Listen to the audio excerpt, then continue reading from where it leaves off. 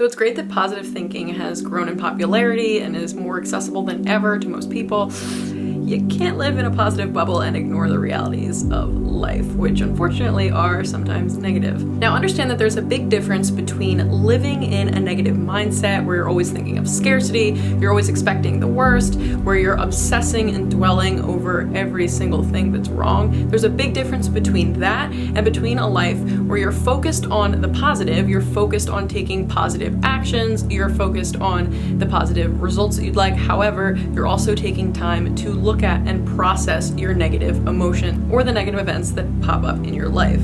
Another important distinction is that thinking a negative thought isn't instantly going to attract negative things to you. That's actually a really unhealthy mindset.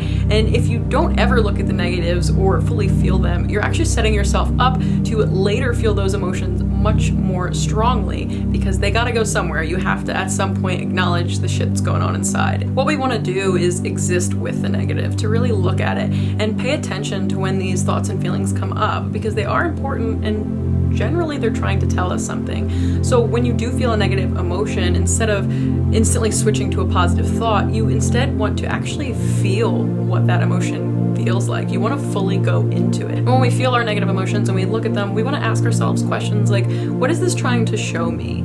Is this true? What is this trying to protect me from?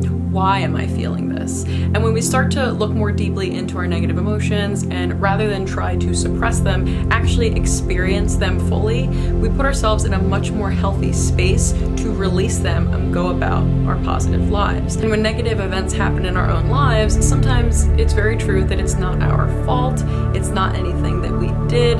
However, it's still useful to look at these traumatic events and ask ourselves what we can learn from them to apply to our future actions so that we get a better result. What you don't want to do is, everything's fine, this was just a gift, I just have to look at this in a different way. No, sometimes you have to look at really crappy events just as they are. You have to recognize that something bad happened, that it totally sucks, and it's not your fault. If in some way your actions did cause the negative result, then of course you also want to be accountable and look at how you can change your behavior going forward. But this is what it's all about. It's being proactive. Instead of reacting to the things that are happening to us, it's about consciously choosing a way to behave that'll cause us to create a positive life. And when I say positive, I mean our highest ideal for our personal existence here. And of course, what is the best way to process negative emotions, to feel them and release them? Well, as a creative, that's to create. And again, even if you're not a master artist, even if you're not a terribly skilled painter, just the act of creating, the act of channeling your emotions, putting on some sad music and letting yourself feel everything and just create whatever comes from that space, that is one of the best ways that in a healthy way you can process the negative emotions going on.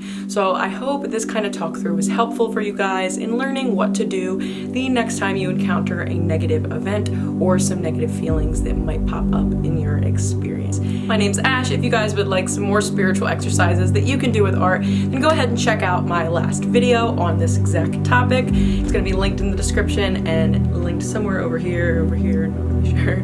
Otherwise, you can also check out some of the meditations that I've created in order to help you get more in touch with the healthy aspect of your creative soul. And I look so forward to helping you create a life that inspires you to create in the future videos I'm going to put out.